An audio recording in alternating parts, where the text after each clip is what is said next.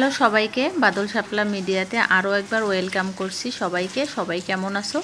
আশা করছি সবাই অনেক বেশি ভালো আছো, আর আমিও বর্তমানে মোটামুটি ভালো আছি। তো এই যে আজকে দুপুরে রান্না হচ্ছে চিংড়ি, মানে চিংড়ির মালাইকারি হবে।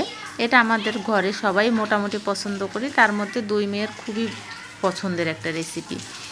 তো আমি একটু কচু দিয়ে রান্না করতে চাইছিলাম, তো দুই মেয়ের আপত্তি যে না হবে না। তো যাই হোক, আমার ইচ্ছেটাও পূরণ করলাম। আমি প্রায় 10টার মতো চিংড়ি দিয়ে কচুটা রান্না করছি। প্রথমে সেদ্ধ করে নিচ্ছি, আর এখানে তো আগে মায়ের নিরামিষ সব রান্না করে নিলাম। আর এই মাছ কয়টা বড় মেয়ে আমাকে কেটে পরিষ্কার করে দিল, কারণ আমি তো এখন ধরবো না, তার জন্য যখন মায়ের রান্না করি ও পরিষ্কার করে দিল। তারপরে আমি মায়ের কচুটা রান্না করে সব কিছু আলাদা করে রেখে এখন আমি আমাদের এই চিংড়ি মাছটা রান্না করব।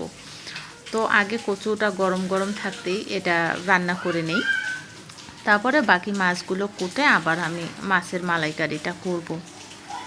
তো যাই হোক, যেটা বলতে চাচ্ছিলাম, সবাই আমাকে কমেন্টে জানিও তো এই কয়েকদিনে কি করলা তোমরা। মানে একটা কেমন পরিস্থিতির মধ্যে পড়ে গেছি। আর আমরা যেহেতু সাভারে আছি, আর সাভার বলতে এটা একটা ডেঞ্জার জোন ওই সময়টার জন্য গেছে। তো আমরা তো গৃহবন্দী ছিলাম প্রায় এক সপ্তাহ। মেধার বাবার অফিসও ছিল না, বাচ্চাদের স্কুল তো টোটালি বন্ধ। কথা বলতে বলতে কচু রান্নাটা আমার প্রায় শেষ হয়ে যাচ্ছে। মানে এই জলটা শুকিয়ে গেলে, মানে যখন একটু তেলটা ছাড়বে তখন নামিয়ে নেব। আর ওর বাবারও এখন অফিস 9টা থেকে 5টা পর্যন্ত চলছে। আর এই তো আমরা এখনও পর্যন্ত ঘরেই আছি, তেমন কোথাও যাওয়া হয় না, বাড়ি আর মন্দির ছাড়া। আর এদিকে আমি মাছগুলোও কেটে নিলাম।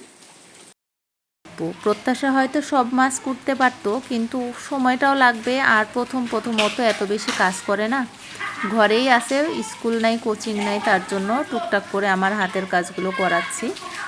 তো ও হয়তো ওকে বললে সবটাই কুটে দিত, তো পরে ভাবলাম যে থাক, বেশি চাপ হয়ে যায় নাকি, বাকিটা আমিই কুটে নেব। ও আবার স্নানে গেল, আর আমি এদিকে বাকিটা মানে মাছটা কুটে আমি এই যে রান্নাটা বসালাম। তো ওই যে মালাইকারি করতেছি, আমার মেয়েদের অনেক সাধনার খাবার। ওরা চিংড়ি মাছ দেখলেই বা চিংড়ি মাছের নাম শুনলেই এই যে মালাইকারিটা খেতে খুব পছন্দ করে। তো একটা ভাপানো হয় বাটি করে, একবারে সম্পূর্ণ মশলা দিয়ে ভাপিয়ে যেটা হয় সেটা ওরা পছন্দ করে না। ওরা এরকম একটু কষা ভাজা জিনিস খেতে চায়। তাছাড়া আমার কাছেও এটাই ভালো লাগে। তো এই পর্যায়ে আমি একটু দুধ দিয়ে দিলাম, এটা লিকুইড দুধ। হয়তো নারকেলের দুধ দিলে আর একটু ভালো লাগতো। নারকেলের দুধ দিয়ে কিন্তু আসলেই বেশি ভালো লাগে, আর গ্রেভিটাও খুব সুন্দর হয়। তো নারকেলের দুধ এই মুহূর্তে নাই। আর বাজারের যে পরিস্থিতি, চট করে একটা কিছু দরকার হলে বের হয়ে যায়, আনাও সম্ভব না। নারকেলের দুধটা লাগবেই এমন কিছু না, যদি হয় তাহলে ভালো, তা না হলে আমি এই যে গরুর দুধটা দিয়েই করে ফেলি। তো এই যে এখন এই পর্যায়ে আর একটু এখান থেকে জলটাকে শুকিয়ে নিয়ে আমি নামিয়ে ফেলবো। তো মোটামুটি হয়ে গেছে। আর তারপরে এই যে এইটা দেখো, আমি এটা তখন রেডি হওয়ার পর দেখাইনি কচুটা। তবে কচুর মধ্যে চিংড়িটা মনে হয় পুরোপুরি খোসাটা ছাড়িয়ে দিলে বেশি ভালো লাগতো।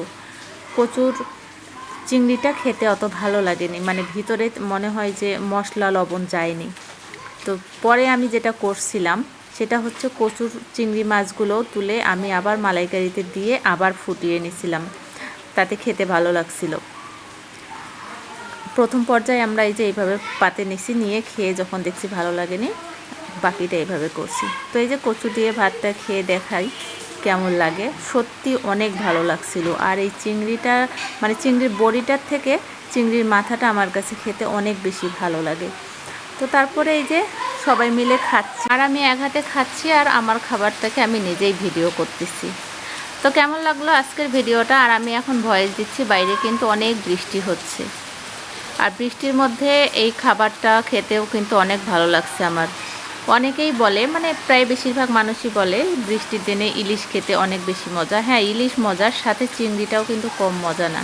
আমার কাছে তো খুব ভালো লাগছে আজকে বৃষ্টির দিনে। তো সবাই ভালো থেকো, টাটা।